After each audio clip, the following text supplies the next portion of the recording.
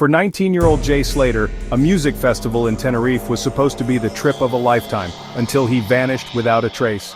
Weeks later, his body was found in a remote ravine, and the official story called it a tragic accident. But as we dig deeper, red flags and unanswered questions suggest there's much more to this story.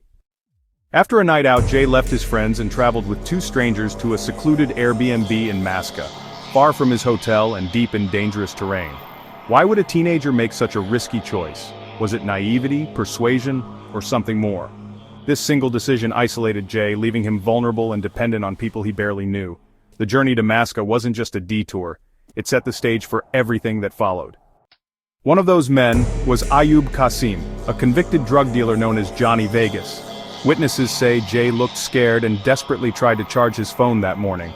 The presence of a known criminal raises troubling questions. Was Jay in danger, or did something happen overnight? Qasim's background and silence make him a central figure in Jay's final hours. Was this meeting a coincidence, or was Jay lured into a trap? Despite being offered a lift and with a bus due in under 2 hours, Jay set off on foot up a dangerous mountain trail.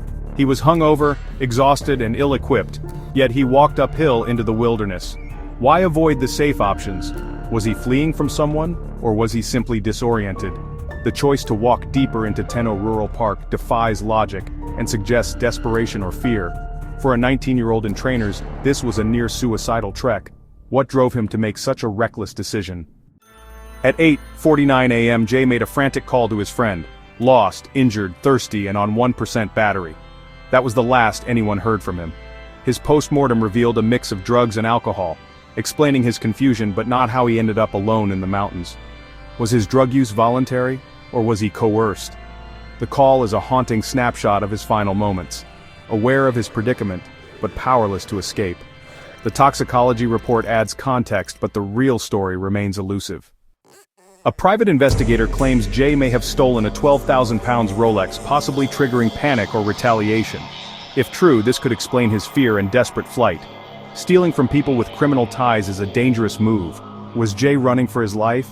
This theory, though unconfirmed, connects his panic, the dangerous company, and his fatal decisions. Was this a simple accident, or did a theft set off a deadly chain of events? At Jay's inquest, 4 key people, including his friends and Ayub Qasim, failed to appear. Their absence leaves a gaping hole in the official record and raises suspicions. Why wouldn't they testify? What are they hiding? The coroner can't force foreign nationals to attend, leaving crucial questions unanswered. Without their testimony, the truth about Jay's final hours may never be fully known. After 29 days, Spanish police ended the search, but Jay's family continued alone. The internet exploded with theories, pushed, kidnapped, or staged, but nothing is confirmed. The family believes something isn't right, and Jay's mother says, "Everything stinks." Official efforts clashed with the family's determination, fueling frustration and speculation. In the absence of answers, rumors filled the void, making the search for truth even harder. For Jay's family, the fight is now about justice, not just closure.